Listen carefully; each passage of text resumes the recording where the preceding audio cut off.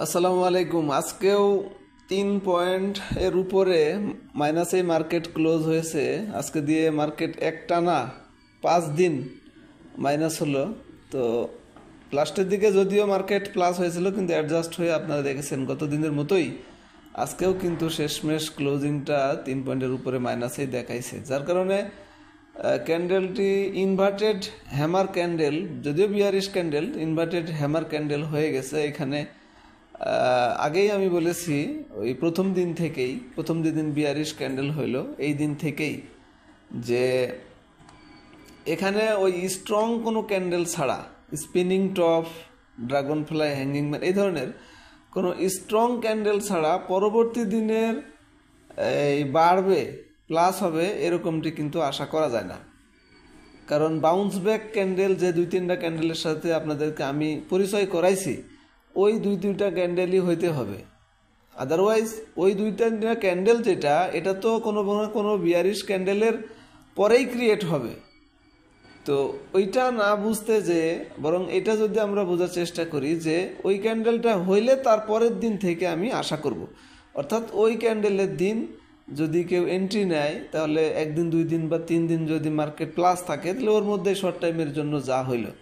কিন্তু আইডিয়া করতে যে এতদিন পড়ে গেল, আর কত পড়বে, এখান থেকে মার্কেট আর কি পড়বে, ইত্যাদি ইত্যাদি। আজকে লাস্টের দিকে প্লাস করেছিল, ক্লোজিংটা মাইনাসে হয়েছে, তো আগামীকাল ঘুরে যাবে। যেমনটি গতকালকেও অনেকে মনে করেছিলেন যে আজকে প্লাস হবে, তার আগের দিনও এরকমটি, যে গতকালকে প্লাস হওয়ার আইডিয়া কিন্তু আসলে হয় নাই। তো এই জন্য আমরা দেখেছি আমাদের এই মার্কেটে একটানা 8 দিন 9টা ওয়ার্কিং ডেজও বিয়ারিশ ক্যান্ডেল হইতে। সুতরাং একটা আশা ওখানেই করা উচিত, করলে ভালো হয়, যতক্ষণ না পর্যন্ত বাউন্স ব্যাক ক্যান্ডেল বলতে ওই ক্যান্ডেল স্ট্রং কোনো ক্যান্ডেল না হয়। তো আজকেও কিন্তু সেটি হয় নাই।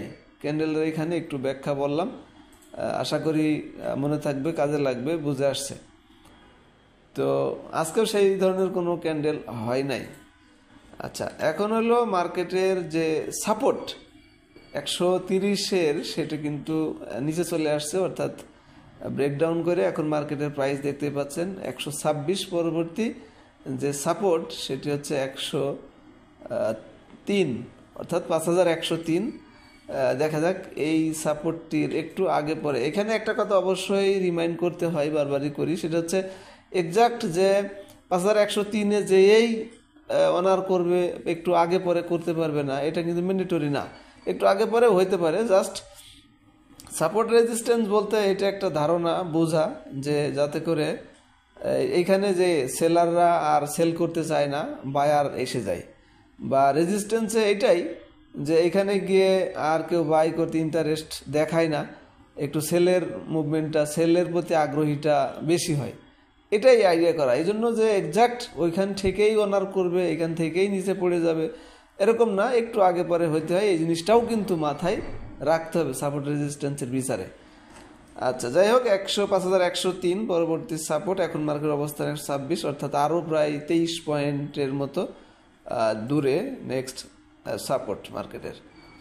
আচ্ছা, আর ভলিউম নিয়ে তো কোনো অ্যানালাইসিস নাই, বলতে ভলিউম তো অবশ্য বাড়তে হবে। এখানে পরবর্তী দিন বাড়বে না কমবে, এটা কিন্তু নির্দেশ করে না ভলিউমের এই অবস্থানে।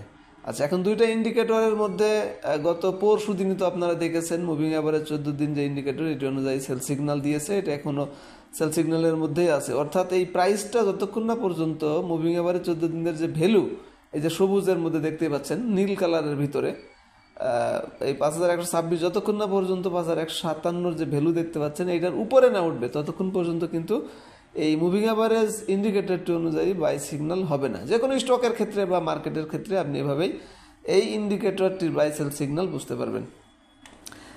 আর আরেকটা ইন্ডিকেটর যেটা, সেটা হলো ম্যাকডি। তো ওই একই দিনে আপনারা দেখেছেন ব্লু রেখা, অরেঞ্জ রেখা নিচে নেমে গেছে, অর্থাৎ ম্যাকডি অনুযায়ী মার্কেট সেল সিগন্যাল এসেছে, সেটা কিন্তু এখনও বাই সিগন্যাল আসে নাই। বাই সিগন্যাল এবং সেল সিগন্যাল ম্যাকডি অনুযায়ী আসতে কিছুটা সময় লাগে, 2-3 দিন বাড়ার পরে বাই সিগন্যাল আসে, আবার 2-3 দিন কমার পরে সেল সিগন্যাল আসে। যার কারণে আমরা একটু আগে বোঝার জন্য যেটা ট্র্যাক করি সেটা হলো হিস্টোগ্রামের বার। আপনারা জানেন এটা খুবই কার্যকরী এবং বোঝা সহজ। আপনাদের সাথে আমি অনেক দিন ধরে এটা জিনিসটা বোঝানোর চেষ্টা করতেছি, শেয়ার করে আসতেছি। তো দেখেন হিস্টোগ্রামের বার আজকেও কিন্তু গতকালকের বারের তুলনায় বড় হয়েছে এবং কালারটাকে ধরে রাখছে। যতক্ষণ না পর্যন্ত একদিনে তো এই ইন্ডিকেটরটি বাই সিগন্যাল আসবে না, সেটাই আমি বলতেছি। তো যতক্ষণ না পর্যন্ত এই কালারটা হালকা না হয় এবং ছোট না হয়, তাহলে তারপরের দিনের ব্যাপারে কিন্তু ক্লিয়ার আশা করা যায় না পজিটিভের। তো সেটিও কিন্তু আজকে হয় নাই, দেখতে পাচ্ছেন। আমি এই 5টা বিষয় আলোচনা করলাম: ক্যান্ডেল, ভলিউম এবং সাপোর্ট রেজিস্ট্যান্স, আর একটু 2টা ইন্ডিকেটর। তো আশা করি বুঝতে পেরেছেন। এখন যাদের ভিআই মেম্বারশিপ নেওয়া নাই, শর্ট লিস্ট পান না, অর্থাৎ আজকে কোনগুলি বাই করা যায়, তো এই শর্ট লিস্ট 450 শেয়ারের মধ্যে ফাইন্ড আউট করা সবার জন্য সহজ কাজ না, যার কারণে আমরা একটু সহজ করে দিচ্ছি। দেখুন এই যে নিচে ডানের কর্নারে মোবাইল অ্যাপসেও আছে, ওয়েবসাইটেও আছে, উপরে ডানের কর্নারে এই মেনুতে ক্লিক করলে স্ক্রিনারে ক্লিক করলে উপরে লেখা থাকবে এই যে ডিফল্ট স্ক্রিনার। এখান থেকে এখন যেটা বলা হইতেছে, একটা হলো এনগালফিং, অর্থাৎ গতকালকে লাল ক্যান্ডেল ছিল আগে উপরে, আজকে ক্লোজ করতে সক্ষম হয়েছে যে লিস্টটা। আর একটা হলো বি ক্যাটাগরিজ থেকে রানিং আইটেম, এখানে আজকে 12টা স্টকের নাম আসছে। এর মধ্যে খুঁজতে পারলে, পছন্দ হইলে, পোটেনশিয়ালও আছে। আগেই বলতেছি বারবার, শর্ট টাইমের জন্য কিন্তু, কারণ মার্কেটের অবস্থা আপনারা জানেন। তো সেই হিসাবে এই লিস্ট থেকে পছন্দ করে নেওয়া যেতে পারে।